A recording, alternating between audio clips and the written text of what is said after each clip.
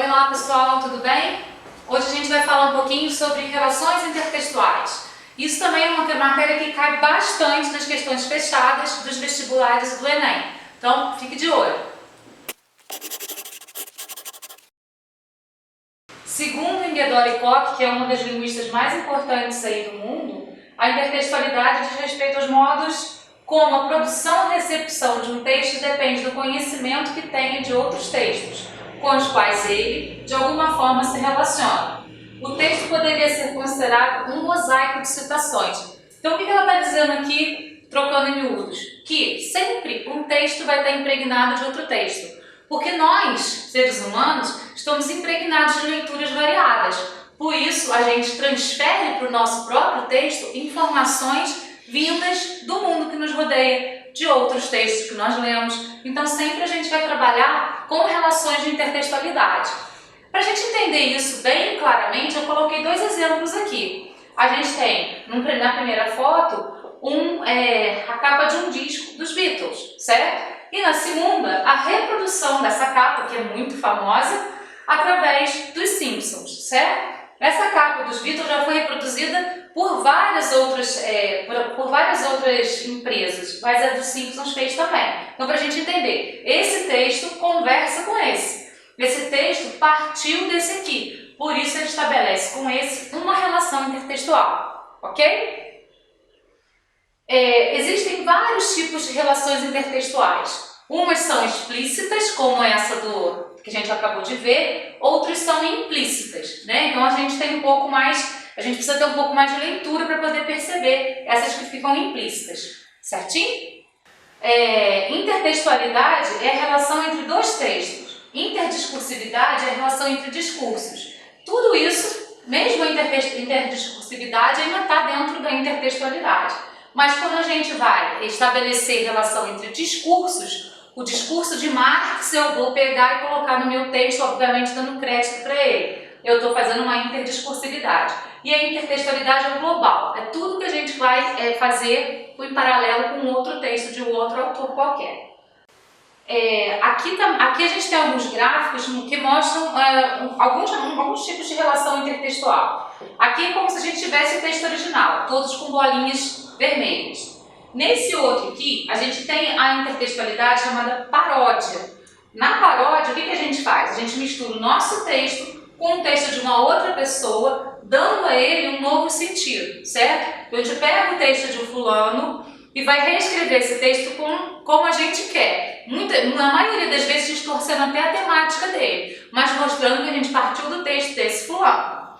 E a citação, que é o que a gente faz muito nas dissertações argumentativas, ela vai estar no meio do nosso texto, bem separadinha, ela não vai estar misturada. Então a gente joga a nossa ideia, mostra um pensamento de um pensador qualquer e volta para a nossa ideia. Então está bem separadinho uma coisa da outra. Na paródia, nosso texto já se mistura com o texto do autor anterior.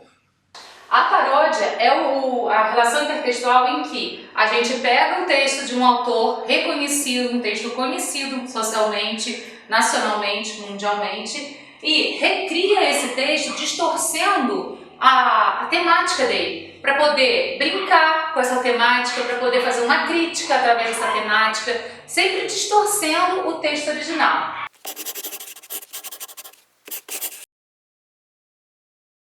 Então, paródia é o tipo de relação intertextual em que um texto cita outro, geralmente com o objetivo de fazer uma crítica, ou inverter ou distorcer suas ideias. Então, como aqui no exemplo de Mona Lisa. A gente tem aqui o primeiro quadro, pintado pelo Da Vinci. O segundo quadro, que já é do Duchamp, que da época da vanguarda chamada Dadaísmo, ele pega o quadro Mona Lisa e brinca com ele. Coloca bigodes, barbas finas na Mona Lisa, tinge o cabelo dela, coloca um véu no cabelo dela, enfim. Ele vai distorcendo a imagem, distorcendo a temática original de Mona Lisa. E o terceiro é uma propaganda feita através também da Mona Lisa. Sempre que a gente tem uma propaganda pegando um ícone qualquer, essa propaganda quer dizer o que esse ícone diz. Então, se ele está fazendo uma propaganda lá do Monbiju, ele está dizendo que esse produto é uma obra de arte, é incomparável, não tem como copiar, Por isso ele é útil para você. Então ele também está fazendo uma paródia de Mona Lisa porque ele distorce a primeira mensagem, certo? O outro tipo de relação intertextual que a gente pode utilizar e que a gente pode perceber é a paráfrase. A paráfrase é muito útil para a gente em vários aspectos. Até mesmo quando você está lá fazendo uma prova de vestibular e o texto é gigante. Aí você começa a ler o texto e se perde no meio do caminho. Uma das coisas que você pode fazer são paráfrases. Então você pega, lê o texto, lê um parágrafo do texto e ao lado desse parágrafo você traduz o texto para suas palavras. Isso é paráfrase, certo? Aí quando você chegar no final do texto, você lê só a sua tradução. Esse texto vai ficar muito mais fácil de ser compreendido por você, certo? Então a paráfrase é quando a gente pega o texto de um autor, reescreve esse texto sem mudar a temática, sem mudar nada, nada. E com as nossas próprias palavras, certo? Aqui então a gente tem exemplo de paródia e de paráfrase. A Canção do Exílio, que é aquela Minha terra tem palmeiras onde o canto sabiá, lá do romantismo, né, de Gonçalves Dias, é um dos textos mais parodiados do Brasil. E nesse texto aqui, Oswald de Andrade distorceu a mensagem original do texto, que era a exaltação à pátria, à terra natal. E ele já começa assim: Minha terra tem palmares onde gorjeia o mar, os passarinhos daqui não cantam como os de lá. Então ele já está mudando toda a ótica do texto, por isso ele está fazendo uma paródia. Enquanto na Canção do Exílio o autor estava em Portugal falando do Brasil e exaltando o Brasil, ele está dentro do Brasil mostrando que não é bem assim, certo? Já a paráfrase, ela reforça a mensagem do texto original. Então aqui nesse texto de Drummond, ele vai reforçar a mensagem de Canção do Exílio. Meus olhos brasileiros se fecham saudosos, minha boca procura a canção do exílio. Como era mesmo a canção do exílio? Eu, tão esquecido de minha terra, ai terra, que tem palmeiras, onde canto o sabiá. Então ele está retomando esse amor pela pátria, ele está buscando novamente essa exaltação à pátria, por isso é uma paráfrase, certo? Outro tipo de relação intertextual é a citação. A citação a gente utiliza demais, principalmente quando a gente vai fazer um texto dissertativo, argumentativo, seja ele uma dissertação argumentativa como para o Enem, seja um editorial ou até mesmo um artigo de opinião, a gente vai usar muito a citação. A citação ela pode ser feita de duas maneiras. Ela pode ser feita de forma direta, quando a gente coloca no nosso texto as próprias palavras do autor, e aí a gente tem que fazer isso entre aspas, ou de forma indireta, quando a gente faz uma paráfrase das palavras do autor no nosso texto. Claro, sempre dando crédito para esse autor. A gente não pode fazer uma citação sem colocar o nome da pessoa que falou aquilo, certo? Porque senão a gente vai estar fazendo um plágio. Plágio é roubar o que é do outro pra gente. Isso a gente não quer, tá certo? Outro tipo de relação intertextual é a epígrafe. A epígrafe ela vai acontecer principalmente nos livros editados ou no início de um poema. É um trechinho de um texto de um outro autor que fala mais ou menos aquilo que a gente está falando no nosso texto. Então, muitas vezes, na abertura dos livros, a gente tem um trechinho colocado lá de um livro de um autor, obviamente com crédito para ele, e aquele trechinho tem o cerne do que a gente vai falar, do que a gente vai encontrar nesse livro que a gente vai ler, tá certo? Ou então, em cima de poesias, também um trecho de um texto ou de outra língua ou da própria língua que tem o cerne do que a nossa poesia vai falar, do que a poesia que a gente vai ler vai falar. Então a epígrafe é isso, a gente pegar o trechinho de um texto de um outro autor e colocar no início do nosso texto para poder mostrar sobre o que a gente vai falar. Outro tipo de relação intertextual é a alusão. A alusão ela pode ser mais implícita ou mais explícita, certo? Ela é mais explícita, por exemplo, quando você cita lá numa história que você está contando uma moça que ficou presa numa torre e por conta de tanto tempo que ela ficou presa, os seus cabelos acabaram crescendo. Quando você vai lendo essa história, você vê claramente ali a história de Rapunzel, mesmo sem ter tido menção no nome Rapunzel. Dessa maneira, a alusão fica explícita, porque é uma história super conhecida e todo mundo então vai lembrar de Rapunzel. Mas ela pode ser mais implícita, como por exemplo na obra Dom Casmurro. Lá, do Machado de Assis, num dado momento, faz menção a um personagem chamado Otelo. E para quem não conhece Otelo, que é um personagem de Shakespeare, que tinha um ciúmes doentio da sua esposa, e esse ciúmes foi se tornando uma coisa obsessiva na vida dele, e no final da história ele acaba matando a própria esposa por ciúmes. Quem não conhece essa história acaba passando por cima de Otelo sem dar valor a essa citação, que é super importante no contexto pra gente, tá certo? Então as alusões, elas podem ser mais explícitas ou mais implícitas, e elas podem acontecer em qualquer gênero textual. Outro tipo de relação intertextual muito interessante também é a bricolagem. Ela parte do princípio do autor, quando o autor monta um texto dele a partir do texto de outros autores.